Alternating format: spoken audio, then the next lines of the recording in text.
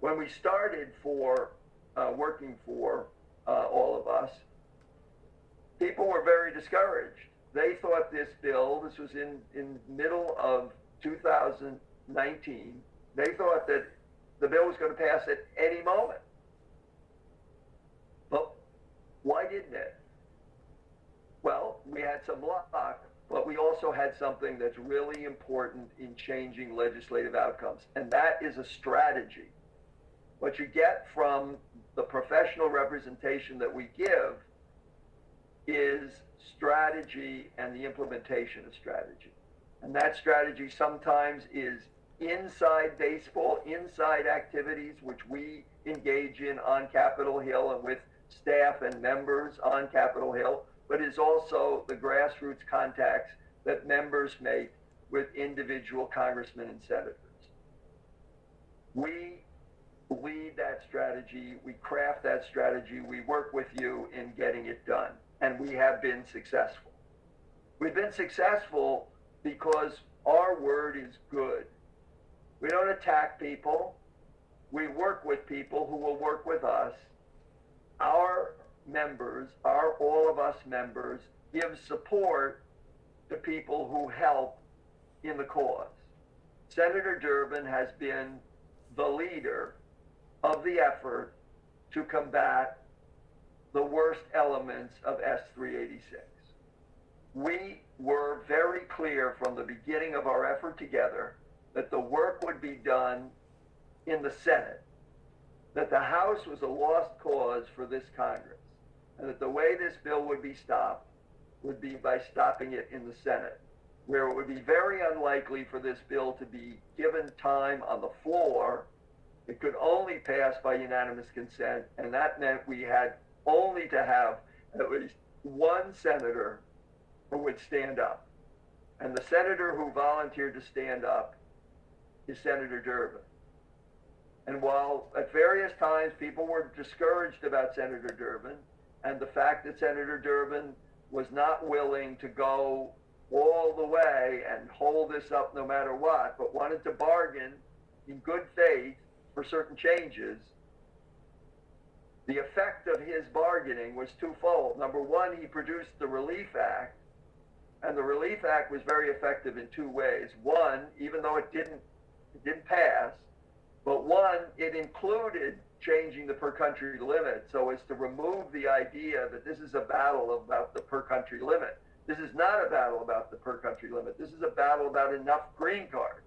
And so the Durbin bill, the Relief Act, conceded the point on the per country limit. You can have endless debates about whether it's good or bad, but conceded that point in order to make the bigger point that the solution to the problem was to have enough green cards for the backlog and to get rid of the backlog and not make the backlog a problem for people who aren't in it now, but to solve it for the people who are in it now. And that was a very important step forward. We were absolutely essential to the crafting of that bill, the introduction of that bill, and Senator Durbin is still talking about that bill. It is his idea of the right answer. But he did bargain with Senator Lee, and when Senator Lee gave him a fair amount of what he wanted, which included, most importantly, a 2-year delay in the implementation of the bill and a much more generous set-aside for countries other than India and China. Both of those things were achieved by Senator Durbin, as well as relief for people in the backlog by early filing, as well as a provision to stop a portion of the outsourcing business that has created the problem in the first place. So we have the kind of relationship with Senator Durbin's office that has allowed us to be inside players at the level of what is going to be the strategy for his office and what are going to be the legislative proposals. And, you know, that's worth its weight in gold. You couldn't, no matter how much you paid, you couldn't pay enough for what that kind of credibility and access has given you. And I'm pleased to be able to have that credibility and access with Senator Durbin and his staff, and it has been all to the benefit of all of us. Now, where are we? Well, the first thing is that S386 is no longer the same bill that 1044 was when it came out of the House. It's been changed in a number of ways, and all of them are positive from our perspective. Nonetheless, we still don't want the bill to pass. We want something like the Relief Act to pass.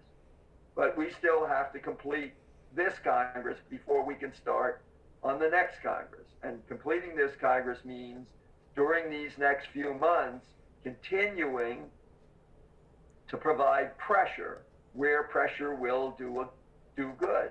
And many people thought that when Senator Durbin finally agreed with Senator Lee and didn't object any further, that would be the end of it and the bill would pass.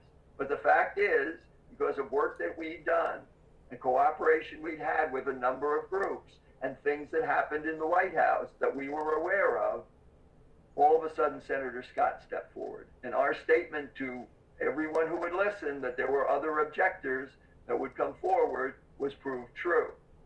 And so Senator Scott has stepped forward. Senator Scott has not got a deal with Lee, and it's very unlikely he's going to get one. But if he were to withdraw his objection, we don't know whether other Republican objectors, of which we're aware, whether they would come to the fore or not. So today's work that needs to continue to be done for October, November, and December is to make sure that Senator Scott knows that he's appreciated, knows that he's doing the right thing for Florida because of its diverse population of immigrants, which will not be well served by having everything shift just to India and China. And he needs to hear from members of all of us, especially members of all of us in Florida. Thank you for doing what's right for Florida. Thanks for understanding that this is a bad bill. Let's keep this from happening this Congress, and let's all get together with a real solution for next Congress. That's the message for now. That's why the fight is not over, the work is not done, and the work will not be done at the end of the Congress. But at least we will have prevailed for a period of 18 months of representing all of us and really 2.5 years of working on this latest version of the legislation to abolish the per country limit. For next year, the issue is, can we get support for what is really needed? A backlog reduction program that supplies the necessary green cards to do the backlog reduction. And then we could move on to additional green cards for what's coming in the door right now. But the backlog needs to be eliminated in some reasonable period of time, faster than it would be for the Indians and Chinese under S386. If we are providing green cards that would do the job faster, then there'll be no reason for making that change that puts other people in the backlog so that the queues can be shortened for some countries and lengthened dramatically for others. That's not a solution. That's just replacing one problem with another. So that's what this is all about.